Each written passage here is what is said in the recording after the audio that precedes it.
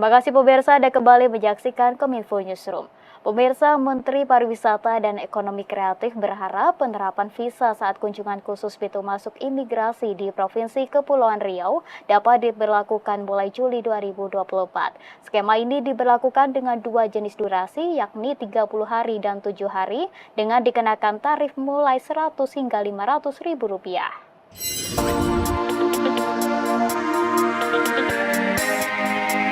Sebagai upaya mendongkrak sektor pariwisata, investasi, dan bisnis di Kepulauan Riau, Menteri Pariwisata dan Ekonomi Kreatif Sandiaga Salahuddin Uno mengatakan, saat ini kebijakan visa on arrival di Kepulauan Riau bagi wisatawan mancanegara telah memasuki tahap finalisasi. Ia menyampaikan penerapan VOA akan dikeluarkan dalam bentuk peraturan presiden sesuai dengan rancangan yang diajukan oleh pemerintah Provinsi Kepri. Penerapan visa kunjungan saat kedatangan atau visa on arrival, khusus pintu masuk imigrasi di Provinsi Kepulauan Riau akan diberlakukan mulai Juli 2024.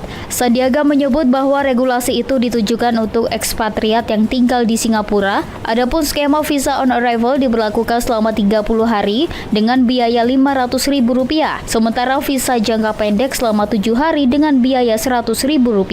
Nah, sudah disirkular ke para menteri. Jadi nanti setelah diparaf oleh para menteri, dan itu 2 minggu lalu sudah saya paraf. Ini biasanya prosesnya nggak terlalu cepat kalau di meja Pak Presiden itu nggak pernah terlalu berlarut. Nanti hari Senin depan saya akan berhubungan dengan pihak ke istana untuk memastikan. Kita beralih ke informasi lainnya pemirsa, Kementerian Perdagangan tengah menyiapkan aturan bea masuk bagi produk impor. Aturan ini untuk mengendalikan produk-produk impor di pasar domestik. Kementerian Perdagangan tengah menyiapkan aturan bea masuk bagi produk impor. Hal itu guna mengendalikan produk-produk impor yang masuk ke Indonesia dan menekan masuknya barang impor di pasar domestik yang lambat laun akan mematikan sektor UMKM dalam negeri. Menteri Perdagangan Zulkifli Hasan akan mengenakan bea masuk produk impor bervariatif mulai dari 100 hingga 200%. Bea masuk tersebut akan dikenakan pada produk-produk seperti alas kaki, kosmetik, pakaian jadi, tekstil, hingga keramik. Langkah ini dilakukan untuk merespon kondisi saat ini di mana banyak barang jadi yang membanjiri pasar tanah air. Terlebih pasca diberlakukannya Permendak Nomor 8 Tahun 2024 tentang kebijakan dan pengaturan impor. Asosiasi Pengusaha Industri banyak yang protes meminta perubahan atas aturan tersebut. Kemungkinan rata-rata di atas 100%. Ya, karena kita kalau dibanjiri begini tentu kita kan bisa collab industri UMKM kita ya. Kalau untuk TPT semua Pak? TPT kena biaya masuk semua Pak? Semua. Ya, ada yang saya kenakan sampai 200%. Itu udah mulai di barang-barangnya. Ya, apalagi mudah-mudahan lagi saya sudah bikin surat lagi menyempurnakan aturannya, mudah-mudahan minggu depan sudah selesai.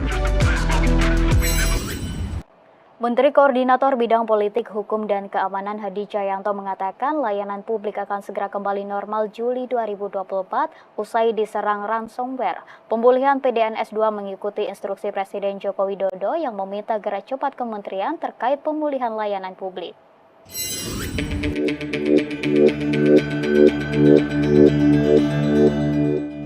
Pemerintah mengambil langkah cepat pemulihan data nasional usai diserang ransomware. Salah satu langkah yang diambil adalah dengan melakukan backup atau pencadangan data di call site Batam.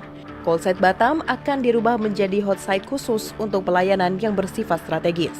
Call site Batam memiliki DRC atau Disaster Recovery Center yang memiliki interactive service yang menjadi akan adanya pemulihan data bila terdapat gangguan serangan siber.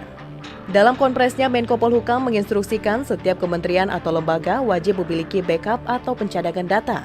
Tidak hanya itu, Menko Polhukam juga menyebut pemerintah akan menyiapkan data cadangan yang dibuat sesuai klasifikasi sehingga tidak memberatkan data di PDN. Untuk pelayanan menggunakan PDNS 2 itu bisa melaksanakan pelayanan secara aktif bulan Juli tahun 2024 dan di backup oleh call site yang ada di Batam. Situs dingin yang ada di Batam akan membackup dengan meningkatkan kemampuannya menjadi hot site, khusus untuk pelayanan-pelayanan yang bersifat strategis.